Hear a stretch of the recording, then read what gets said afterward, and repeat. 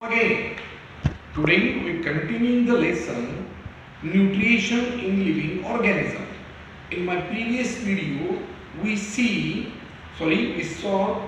the nutrition, concept of nutrition, foodstuffs, macronutrients, micronutrients, autotrophic nutrition, heterotrophic nutrition, nutrition in plants, photosynthesis, concept of photosynthesis, transportation system in plants, nitrogen fixation, biological fixation of nitrogen, atmospheric fixation of nitrogen, symbiotic nutrition, heterotrophic nutrition in plants, and insectivorous plants and saprophytic plants. This type of study we do in previous video. That means we learn these things in previous video. Now, what is the role of nutrients and effect of their deficiency in the plants or of the plants? Nitrogen nutrient, that means nitrogen, phosphorus, potassium, magnesium, iron, manganese and zinc. These are nutrients. We take one by one. Nitrogen, important component of the proteins, chlorophyll and cytoplasm. Effect of deficiency: retarded or stunted growth, yellowing the leaves. Phosphorus, conversion of light energy into chemical energy. In plants, the main part, that means conversion of light energy into chemical energy, is happen with the help of phosphorus. Early leaf fall, late flowering show slow growth of roots. Then third nutrients, that is the potassium, necessary for the metabolic activities, that is the weak stem, wetting of leaves, failure to produce carbohydrates. Then a magnesium, production of a chlorophyll. With the help of magnesium, chlorophyll is produced. Slow retarded growth, yellowing of leaves. Then iron, production of a chlorophyll, yellowing of leaves. Manganese, production of a main plants hormones, retarded growth, spotted leaves. And zinc, last, that means production of hormones and their interremedies. That means nitrogen, phosphorus, potassium, magnesium, iron, manganese, zinc. These are various types of nutrients which plays an important role. Their functions are very important for the plants. Okay, they are making effect on the plants. These nutrients make effect and their functions are very important to the plants. Okay, that means from this you can understand what is the role of nutrients and effect of their nutrients and deficiency in the plants. Now, remaining points, that means remaining point of these lessons are, that is the nutrition in animals, that in name steps in the nutritions, then holozoic nutrition, types of animal according to the type of food, decomposer, saccharosic nutrition and parasitic nutrition. We take one by one, we clear all these things one by one. First, nutritions in animals. Three factors involved in the nutrition in animals and need for nutrients, mode of injection and its use in the body. That means mode of injection and its use in the body. Major three factors are involved in the nutrition of the animals. Okay, and need of these nutrients, that is ingestion, that means we take intake in the body, and use of which product or which object they intake, and what is the use of these material they intake for the body. That is very important. Nutrition obtained from the food, that means the food which they eat, object they eat, what I say, material, minerals, whatever may be, which type of food eaten by the animals, the nutrients goes in their body and make an effect and make it useful for their body. So nutrients are obtained from the foods. All the life processes run effectively due to the nutrition. Circulating blood supplies nutrition to the all parts of the body. That means nutrients come from the food, and food they eat from the atmosphere. So nutrients are plays very important role. Circulating blood supplies to the nutrients to the whole body of the part. For this purpose, food is converted into soluble form by elaborate process. That means animals, that means a tiger, then lion, then fox, they in their body the system is somewhat different. Which different? That means what they eat, which type of food they eat is not directly digested, because the food which they intake or which they eat is converted into soluble form by the elaborate process. The process is happening to convert this food into the soluble form. Okay, that is the nutrition in the animals. Okay, now steps in the nutrition. Next point is that steps in the nutrition: digestion, digestion, and absorption. Digestion. First point, digestion, intake of food into the body. That is digestion. We take food. That is digestion. Then digestion, conversion of complex food into the simple soluble form. That is a digestion. What we eat, it converted into soluble form. That is a digestion. And absorption, the taking soluble nutrients into the blood. Some nutrients make a soluble of this material into the blood. That is 3 steps: digestion, absorption, and digestion. Okay. Then assimilation, next point, that is the steps in the nutrition, which production of energy through the absorbed nutrients. Means first of all we intake the food or we eat the food, then absorption, first digestion, then digestion. The food we eat which will be absorbed, that means the food is converted into soluble form. Okay, then absorption, with the help of nutrients, the food which we eat, from these food nutrients comes into the body. And then next point, that is assimilation, production of energy through the absorbed nutrients, also carrying our growth, repairing process of through the nutrients. That means assimilation, which is created energy in the body, the food which we eat, from these food the energy is produced in our body. Then digestion, removal of undigested food and unwanted waste product from the body. Therefore, 5 main steps of the nutrition: digestion, digestion, absorption, assimilation, and digestion.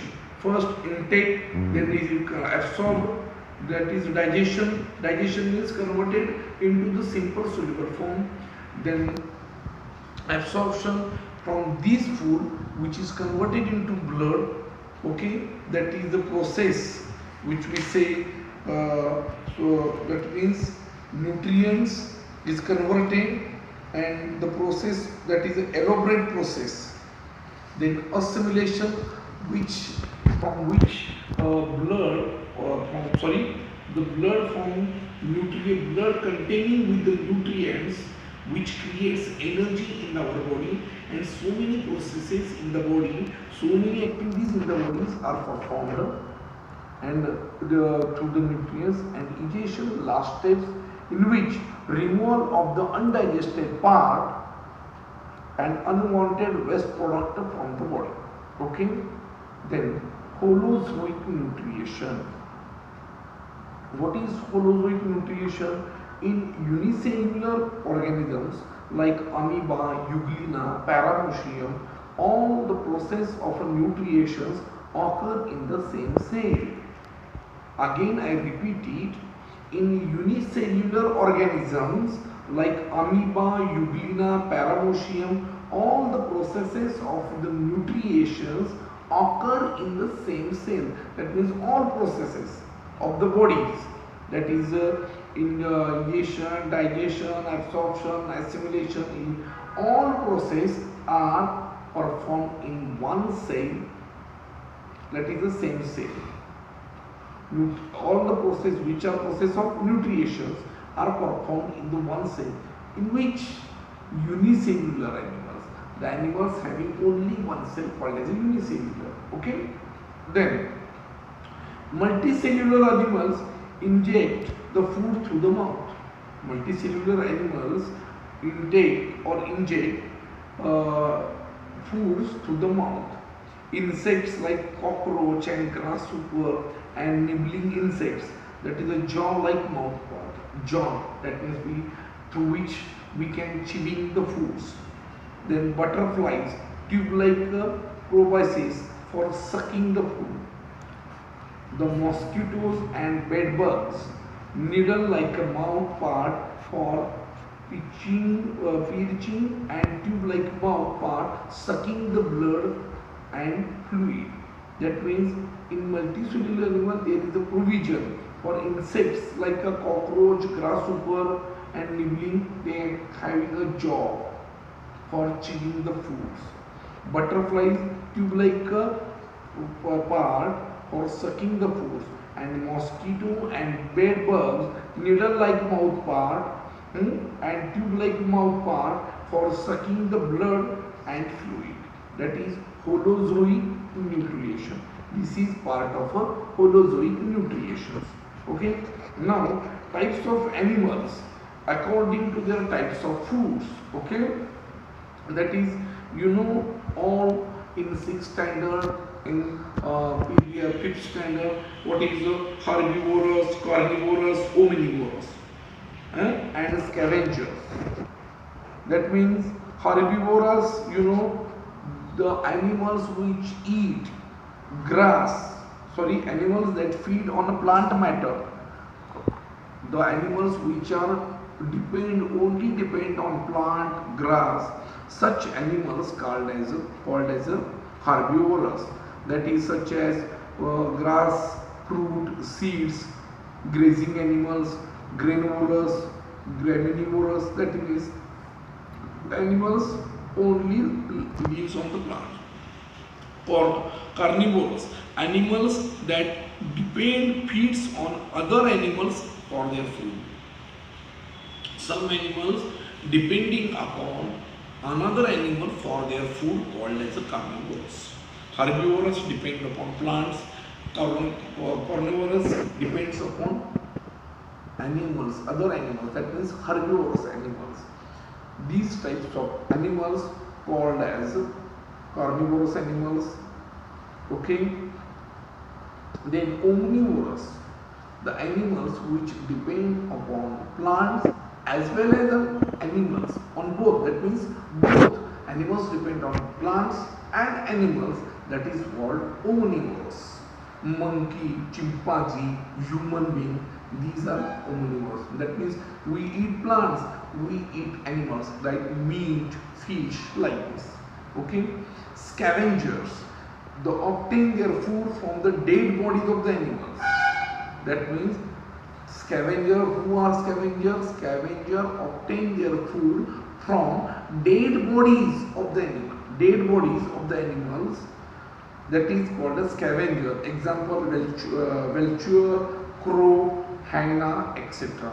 They take their food from dead animals, not only living animals, not any other part, only dead animals. Okay, crow, we see commonly crow, that is a scavenger. Okay, there are types of animals according to their foods. Okay, herbivorous, carnivorous, omnivorous and scavengers. Okay, then next point is that decomposers. Next point, that is decomposer. Some microbes plays an important role. That means they decompose dead and decaying organic matters then converted into back into inorganic compounds by decomposition process. The decomposer clean and conserve the environment while feeding. That means some microbes play an important role in the atmosphere for cleaning purpose. When animals and plants are dead, then the decomposer, that means microbes, decompose the help of decomposing process, make a process of decomposing converted into inorganic material, that is a decomposing process. And the microbes which makes a decomposing process, they called as a decomposer. Then saprozoic nutrition. What is the saprozoic nutrition? In saprozoic nutrition, animals decompose dead and decaying organic matter and utilize it as a food. Example, insects, unicellular animals, houseflies, ants and spiders. That means what is a saprozoic nutrition? In saprozoic nutrition, animals decompose dead and decaying organic matter and utilize it as an insect, as a food. That means dead animals, they eat dead animals and take nutritions from those animals. That means insects, unicellular animals, houseflies, then ants, spiders, they eat it. These are saprozoic nutrition. Okay. Then parasitic nutrition. Parasitic nutrition is seen in some animals. The dependent animal is said to be parasite, while animal from which parasite obtain the food is called the host. The parasite does not survive without host.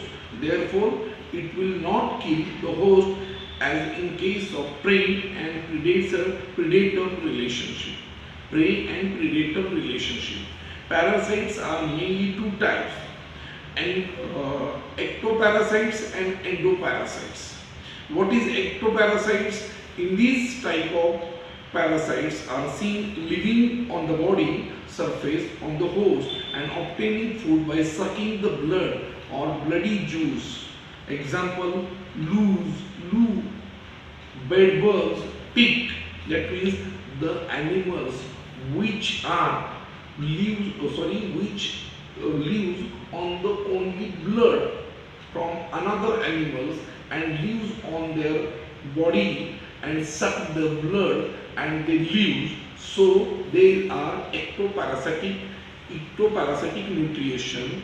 Examples, loose, bedbugs, pig, etc. And endoparasites nutrition. In this type of parasites, they live inside the body. That means some lives inside the body and as a host, they consume ready-made digested food from the host. That is a tapeworm, roundworm, etc. Endoparasite nutrition and ectoparasite. That is a very difference. Understand clearly. Ecto means depend upon another and take a food from outside the body. And endoparasite nutrition means live inside the body and material digested, ready-made material digested by the animal, they take and they live. Tapeworm and roundworm.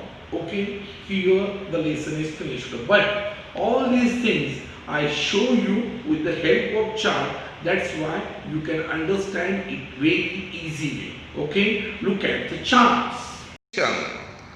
Okay, nutrition in the living organisms. Nutrition, autotrophic nutrition, heterotrophic nutrition. The organisms can produce their own food, that is autotrophic nutrition, and organisms depend on other organisms, plants and animals for their food, called as a heterotrophic nutrition. Okay, then the process of a photosynthesis. Look at here the diagram. With the help of sunlight, carbon dioxide, oxygen is given out, chlorophyll in the leaves, and water, minerals and salt from the soil. The plants make their food with the help food in their leaves using water, nutrients from the soils and carbon dioxide from the air. This process is called a photosynthesis process. Okay, then transporting system in the plants. What is the transporting system? Here, look at here at the bottom, you see the xylem and phloem. Okay, section of a leaf and section of a stem and section of a root. We look at here, with the help of these, the total transportation from root to the tip of the leaves. Okay, biological fixation of a nitrogen. Root nodules of a leguminous plants contain the rhizobium microorganisms. They absorb atmospheric nitrogen and convert it into the nitrates as a compound. Microorganisms like azotobacters are present in the soil. They also convert atmospheric nitrogen into the nitrates. Okay.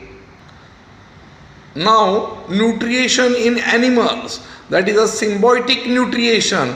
In some cases, two or more than two different types of plants live together to fulfill their needs of nutrition, protection, supports, etc., which each other helps. This type of nutrition is called symbiotic nutrition. Example is lichen. Look at the here diagram of lichen. Then heterotrophic plants. Heterotrophic plants do not contain chlorophyll. These plants grow on the body of other plants to obtain their food. These plants called as a parasitic or heterotrophic plants. Example, Loranthus, Cuscuta, etc. This is the diagram of Loranthus. Okay. Then next point, types of nutrition in animals, that is amoeba, that is unicellular animals, food particles, nucleus, that means only one cell plays all types of activities in their bodies. In unicellular animals like amoeba, euglena, paramecium, etc., all steps of nutrition occur within the unicellular body. Then, according to the type of food, herbivorous animals use plants directly as their foods. Carnivorous depend on other animals for their food. That example, tiger, fox. Herbivorous, that means deer, rabbit. Omnivorous, that is obtain food from the both plants and animals, rat and human being. Then next point, that is a scavengers, obtain their food from the dead bodies of the animals, that is crow. Decomposer, there are two tigers. They obtain their food by decomposing dead bodies of the organisms on their organisms or other material. I think with the help of this chart you can understand it very easy. Okay, if you have any problem, you call me directly. Be frankly, your lesson is finished.